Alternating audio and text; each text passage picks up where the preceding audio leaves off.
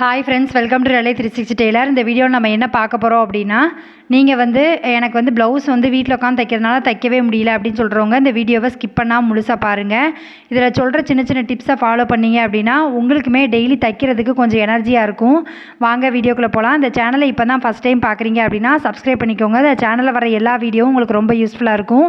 நீங்கள் இன்னும் மிஷினில் உட்காந்து தைக்கலை அப்படின்னா மிஷினில் உட்காந்து தைச்சிக்கிட்டே இந்த வீடியோ பாருங்கள். இந்த வீடியோ பார்த்துட்டு இருக்கும்போது நீங்கள் ஒரு பாதி ப்ளவுஸ் முடிச்சிருவீங்க. உங்களுக்கும் வருமானம் கிடைச்ச மாதிரி இருக்கும். நீங்கள் ஒவ்வொரு நாளைக்கு ஒரு என்ன பண்ணுங்க அப்படின்னா, ஒரு நோட்டோ இல்லை ஒரு டைரியோ வச்சுக்கோங்க. உங்களுக்கு எதனாலலாம் எனக்கு தைக்க தோண மாட்டேங்குது அப்படிங்கிறத ஒரு நோட்டு போட்டு எழுதுங்க.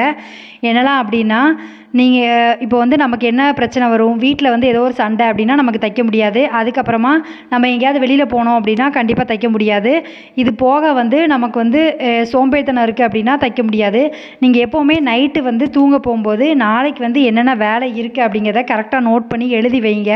ஏன்னா எழுதுறதுக்கு உங்களுக்கு தெரியாது. என்னடா டெய்லி டைரியில் எழுதி வைங்க அப்படின்னு சொல்கிறாலும் நினைக்காதீங்க. ஒரு தடவை ட்ரை பண்ணி பாருங்களேன். டெய்லி இந்த வேலை இருக்குது அப்படின்னா நம்ம அந்த வேலையை டிக் பண்ணதுக்காகவே, அதாவது நாளைக்கு முடிச்சிட்டோன்னா டிக் பண்ணணும், அந்த மாதிரி வச்சுக்கிட்டீங்க அப்படின்னா டெய்லி உங்களால் ப்ளவுஸ் தைக்க முடியும். ஏன்னா ஒரு 5 ப்ளவுஸ் தைக்கணும்னு நீங்கள் பிளான் பண்ணால் கூட ஒரு 3 ப்ளவுஸாக தைச்சிருவீங்க. ஏன் அப்படின்னா நம்ம அந்த டைரியில் எழுதி வச்சுருப்போம் இன்றைக்கி இந்த வேலை இருக்குது அப்படின்னு. நமக்கு ஆட்டோமேட்டிக்காக நமக்கு காலையில் எழுந்திரிச்சோன்னா அந்த ப்ளவுஸ் தைக்கணும் அப்படிங்கிறது, வேலையெல்லாம் முடிச்சுட்டு தைக்க உட்காரணும் அப்படிங்கிறது தோணிடும். நீங்கள் அந்த மாதிரி ட்ரை பண்ணுங்கள். அதே மாதிரி உங்களுக்கு பிரச்சனை நடந்திருக்கு அப்படின்னா அதை விட்டு நீங்கள் வெளியே வரணும் அப்படின்னாலும் ஒரு ப்ளவுஸ் எடுத்து தைச்சி பாருங்களேன். அந்த பிரச்சனையே நம்ம மறந்துடுவோம். உண்மையிலே நமக்கு என்ன பிரச்சனை நடந்தாலும் தைக்கிறது பெரிய கலை தான். உண்மையாகவே நம்ம மிஷினில் உட்காந்து தைக்கும்போது நம்மளையே மறந்துடுவோம். ப்ளவுஸ் தைக்கணும், அந்த ப்ளவுஸை கொடுக்கணும், நமக்கு அமௌண்ட் வரும் அப்படிங்கிற மைண்ட் தாட் மட்டும் தான் இருக்கும். வீட்டில் நடக்கிற எந்த பிரச்சனையுமே நமக்கு ஞாபகம் வராது. நீங்கள் கொஞ்சம் யோசிச்சு பாருங்கள். நமக்கு நம்ம ஒரு வெளியில் ஒரு வேலைக்கு போகிறோம் அப்படின்னா கண்டிப்பாக வீட்டில் பிரச்சனை நடந்தால் நம்ம லீவ் போட்டுலாம் வீட்டில் உட்கார மாட்டோம். ஆட்டோமேட்டிக்காக நம்ம பிரச்சனையை கண்ணெல்லாம் தொடச்சிட்டு திரும்ப நம்ம ஃபீல் பண்ணால் கூட நம்ம அதை மறந்துட்டு திரும்ப வேலைக்கு போயிடுவோம். வேலைக்கு போயிட்டு அப்படின்னா நமக்கு எந்த விதமான வீட்டு நினப்புமே வராது. சண்டை போட்டது எதுவுமே ஞாபகம் வராது. அங்கே நடக்கிறது எல்லாத்தையும் பார்த்தோம் அப்படின்னா மறந்துடுவோம். அதே மாதிரி தான் நம்ம ஒரு வேலை செய்கிறோம் அப்படின்னா நமக்கு இதெல்லாம் மறந்து போயிடும். நீங்கள் அதை ட்ரை பண்ணி பாருங்கள். எப்போவுமே ஒரு பிரச்சனை நடந்துச்சு அப்படின்னா அந்த பிரச்சனையை பற்றி யோசிச்சுட்டே இருந்தால் நமக்கு அந்த பிரச்சனை முடிய போகிறதும் இல்லை. நம்ம டைம் வேஸ்ட்டு. நம்மளை நம்பி நம்ம குழந்தைங்க இருக்காங்க. நம்ம அவங்களுக்கு ஏதாவது ஒன்று சேர்த்து வைக்கணும். இன்னொன்று நம்ம குடும்பத்தை அடுத்த ஸ்டெப்பு கொண்டு வரணும். நம்ம ஹஸ்பண்டுக்கு ஏதோ ஒரு இடத்துல நம்ம ஹெல்ப் பண்ணணும். இந்த மாதிரி தாட் இருந்துச்சு அப்படின்னா உங்களால் தைக்காமல் இருக்க முடியாது. எனக்கு உண்மையிலே எனக்கு சும்மா கொஞ்சம் நேரம் இருங்க அப்படின்னு சொன்னால் ஒரு நாள் ஃபுல்லாக நான் டிவி பார்த்துட்டு ஃபோன் பார்த்துட்டு இருந்தேன் அப்படின்னா எனக்கு உண்மையிலே அந்த நாள் போர் அடிக்கும். ஆனால் ஒரு அரை மணி நேரம் உட்காந்து நான் தைச்சேன் அப்படின்னா எனக்கு கொஞ்சம் எனர்ஜியாக இருக்கும். ஏன்னா நமக்கு ஒரு வேலை செய்யும்போது நம்ம மூளையுமே அந்த வேலை சம்மந்தப்பட்ட விஷயத்தை நம்ம யோசிப்போம். நம்ம இதை இப்படி பண்ணலாமா, ப்ளவுஸை இப்படி தைக்கலாமா, சீக்கிரமாக தைக்கிறதுக்கு நம்ம என்னெல்லாம் ட்ரை பண்ணலாம் அப்படிங்கிற மாதிரி நான் யோசிக்கும்போது நம்ம வீட்டில் நடக்கிற எந்த பிரச்சனையுமே நமக்கு ஞாபகம் வராது. நம்ம வேலையை பார்ப்போம். வீடுன்னு இருந்தால் எல்லாருக்கும் பிரச்சனை இருக்க தான் செய்யும். பணம் இருக்கிறவங்களுக்கும் பிரச்சனை இருக்கும், பணம் இல்லாதவங்களுக்கு பிரச்சனை இருக்கும். 2 பேருக்குமே பிரச்சனை இருக்கும். அதுக்காக நம்ம வேலைக்கு போகாமல் இருக்க போகிறதில்ல. அதே மாதிரி தான் தையல் தொழிலும்.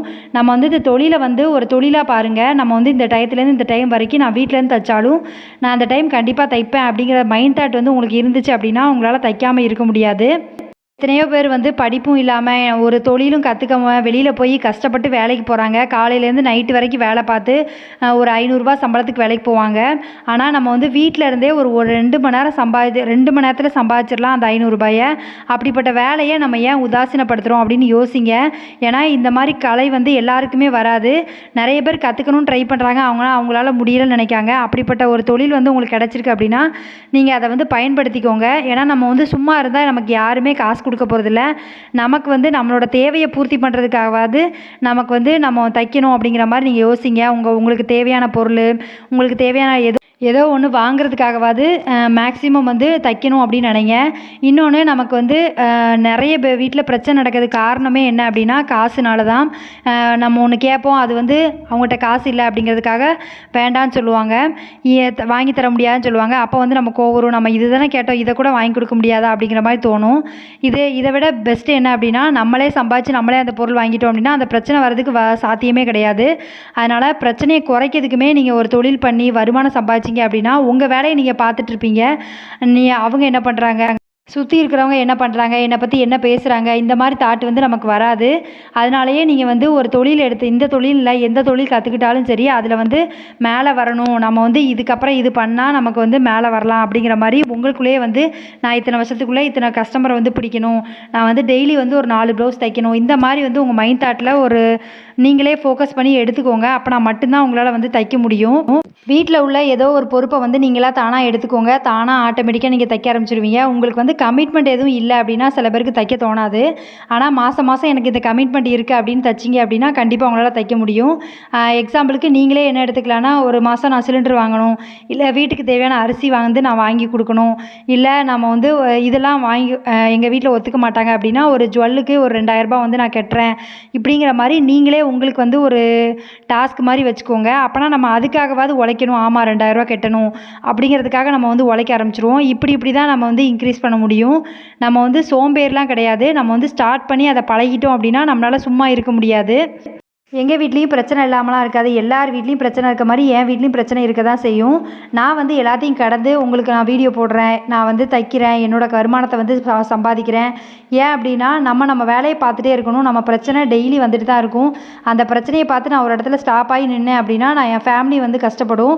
நான் அது ஒன்று தான் யோசிப்பேன்.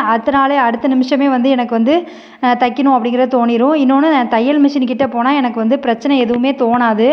அதனாலேயே நான் வந்து தைக்க ஆரம்பிச்சிருவேன். இந்த விஷயத்தை மட்டும் நீங்கள் ஃபாலோ பண்ணி பாருங்களேன், உங்களால் வந்து தைக்காமல் இருக்க முடியாது. என்ன அப்படின்னா, ஒரு டைரி எடுத்துக்கோங்க. நாளைக்கு வந்து நான் இத்தனை ப்ளவுஸ் தைக்கணும், இந்தந்த வேலை இருக்குது, இந்தந்த சமையல் பண்ணணும், இப்படிங்கிறத மட்டும் நோட் பண்ணி வச்சுக்கோங்க. மறுநாள் உங்களுக்கு ஆட்டோமேட்டிக்காக உங்களால் தைக்க முடியுதா இல்லையான்னு மட்டும் பார்த்து சொல்லுங்கள். நீங்கள் இதை ட்ரை பண்ணிவிட்டு எனக்கு முடியுதா முடியலையா அப்படிங்கிறத கீழே கமெண்ட் பண்ணுங்கள். உண்மையிலே வந்து நம்ம வந்து ஒரு விஷயத்தை வந்து நம்ம இதை பண்ணணும் அப்படின்னு முடிவு பண்ணிட்டோம் அப்படின்னா கண்டிப்பாக நமக்கு டைமே இல்லைன்னா கூட நம்ம வந்து இந்த வேலையை பார்த்துருவோம். ஆனால் நம்ம வந்து எதுக்கு போட்டு பண்ணிக்கிட்டு அப்படிங்கிற மாதிரி இருந்தோம் அப்படின்னா நம்மளால் எதுவுமே செய்ய முடியாது. நம்மளை நம்பி நம்ம குழந்தைங்க இருக்காங்க, நம்ம ஹஸ்பண்ட் இருக்காங்க, நம்ம ஃபேமிலி இருக்குது. நம்ம வந்து ஏதோ ஒரு இடத்துல வந்து நம்ம சப்போர்ட் பண்ணணும் அப்படிங்கிறத வந்து மைண்ட் தாட்டில் கொண்டு வாங்க.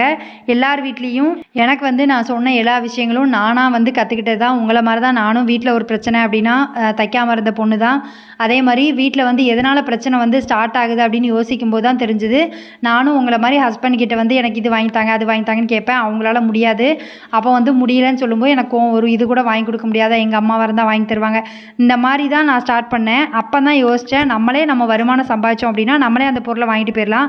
அவங்ககிட்ட வந்து காசு இல்லைன்னு தெரிஞ்சுமே நம்ம கேட்குறோம். அவங்களும் நம்மளுக்கு வந்து சில பேர் வந்து கோவமாக பதில் சொல்லுவாங்க, சில பேர் வந்து அமைதியாக சொல்லுவாங்க. அப்படி இருக்கும்போது நம்ம வந்து காசு பிரச்சனையை வந்து தீர்க்கணும் அப்படின்னா நம்ம ஒரு வேலை செய்யணும் அப்படிங்கிறதுக்காக வீட்டில் இருந்து சம்பாதிக்க முடியும் அப்படின்னா இதுதான் பெஸ்ட் ஐடியா அப்படிங்கிற மாதிரி நான் சம்பாதிக்க ஆரம்பிச்சது தான் இது. நான் செவ்வாய்க்கிழமை வந்து ஒரு 4 ப்ளவுஸும் ஒரு சுடிதாரும் தைச்சேன். நீங்கள் வந்து எத்தனை ப்ளவுஸ் தைச்சிங்க அப்படிங்கிறத கீழே கமெண்ட் பண்ணுங்கள். நீங்களுமே டிப்ரெஷனில் இருக்கீங்களா, எனக்கு வந்து தைக்கவே முடியல, எனக்கு வந்து வீட்டில் ஒரே பிரச்சனையாக இருக்குது சிஸ்டர் அப்படின்னு நினைக்கிறீங்களா, நீங்கள் மிஷினில் உட்காந்து தைக்க ஆரம்பிங்க. உங்கள் பிரச்சனை எதுவுமே எல்லாத்தையும் மறந்துட்டு நீங்கள் பாட்டுக்கு நார்மலாக தைக்க ஆரம்பிங்க. உங்கள் வேலை வந்து ஆட்டோமேட்டிக்காக நடக்கும். இதை நினச்சி நம்ம பெண்டிங் வச்சுட்டு ப்ளவுஸ் எல்லாத்தையுமே பெண்டிங் வச்சுட்டே இருந்தோம் அப்படின்னா நம்ம கஸ்டமர்ட்டையும் கொடுக்க முடியாது, நம்ம கஸ்டமரையும் இழந்துருவோம். நமக்கு இந்த பிரச்சனை வந்து ஒரு 2 நாளில் சரியாக போயிடும். ஆனால் திரும்ப வந்து கஸ்டமரை சம்பாதிக்கிறது ரொம்ப கஷ்டம். அதனால் நீங்கள் எப்போவுமே வந்து நம்ம தொழிலையும் நம்ம குடும்பத்தையும் வந்து நம்ம பிரச்சனையை வந்து ஒன்று சேர்க்காதீங்க. நமக்கு குடும்பம் பிரச்சனை வந்து இருக்க தான் செய்யும், எல்லா வீட்லேயும் உள்ளது தான். நம்ம ஹஸ்பண்ட் வந்து அப்படி நினச்சி நம்ம கூட சண்டை போட்டுட்டு வேலைக்கு போகாமல் இருந்தோம் அப்படின்னா ஒரு நாள் சம்பளம் போயிடும். அதே தான் நமக்கும், நம்ம வீட்டில் ஒரு பிரச்சனை அப்படிங்கிறதுக்காக நம்ம வேலை செய்யாமல் இருந்தோம் அப்படின்னா நமக்கு வருமானம் கிடையாது. அதனால் அதை யோசிச்சுட்டு நீங்கள் வந்து டெய்லி தைங்க. தைச்சாலே உங்களுக்கு வந்து பாதி பிரச்சனை வந்து குறைஞ்சிரும். உண்மையிலே வந்து தைக்கும்போது உங்களுக்கு ஒரு எனர்ஜி வரும். நீங்கள் வந்து டெய்லி தைச்சு பாருங்கள், அந்த எனர்ஜி தெரியும். நீங்களே வந்து உங்களுக்கு ஒரு டாஸ்க் வச்சுக்கோங்க. டெய்லி வந்து நான் 3 ப்ளவுஸ், இப்போ நீங்கள் 2 ப்ளவுஸ் தைச்சிட்ருக்கீங்க அப்படின்னா 3 ப்ளவுஸ் தைக்கணும், இல்லை 4 ப்ளவுஸ் தைச்சிட்ருக்கீங்கன்னா 5 ப்ளவுஸ் தைக்கணும். இந்த மாதிரி நீங்களே உங்களுக்கு ஒரு டாஸ்க் வச்சு தைக்க ஆரம்பிங்க. உண்மையிலே வந்து டைம் வந்து ரொம்ப சும்மா இருந்தோம் அப்படின்னா தான் நமக்கு மைண்டு வந்து வேறு மாதிரி யோசிக்க ஆரம்பிக்கும். நம்ம வந்து பிஸியாக இருந்தோம் அப்படின்னா நமக்கு வந்து இதெல்லாம் பற்றி யோசிக்கிறதுக்கெலாம் டைமே இருக்காது. இது ஒரு சாக்குங்கிறதுக்காக நம்ம வந்து உட்காந்து தைக்காமலாம் உட்காந்து யோசிக்க மாட்டோம். அதனால் நீங்கள் வந்து இதெல்லாம் ஃபாலோ பண்ணுங்கள். கண்டிப்பாக உங்களால் வந்து ஜெயிக்க முடியும். இந்த வீடியோ வந்து உங்களுக்கு பிடிச்சிக்கணும்னு நினைக்கிறேன். இதில் சொல்கிற எல்லா விஷயங்கள் எல்லாமே நான் வந்து ஃபாலோ பண்ணுறதும், இன்னொன்று நான் வந்து பார்த்து தெரிஞ்சுக்கிட்டது தான். நானும் உங்களை மாதிரி ஸ்டேஜ்லலாம் கடந்து தான் வந்திருக்கேன். அதனால் நீங்கள் வந்து ஃபாலோ பண்ணி பாருங்கள். உங்களுக்கு பிடிச்சிருக்கு அப்படின்னா லைக் பண்ணுங்கள், கமெண்ட் பண்ணுங்கள், ஷேர் பண்ணுங்கள். உங்கள் ஃப்ரெண்ட்ஸ் யாராவது இப்போ தான் தையல் தொழில் பழகுறாங்க, இல்லை அவங்க வந்து வீட்டிலேருந்து தைக்கிறாங்க ஆனால் என்னால் தைக்கவே முடியல அப்படின்னு சொல்கிறாங்க அப்படின்னா அவங்களுக்கு இந்த வீடியோவை ஷேர் பண்ணி விடுங்க. அவங்களுக்கு இந்த வீடியோ ரொம்ப யூஸ்ஃபுல்லாக இருக்கும். தேங்க்யூ ஃப்ரெண்ட்ஸ், இவ்வளோ நேரம் இந்த வீடியோ பார்த்ததுக்கு ரொம்ப நன்றி. தேங்க்யூ.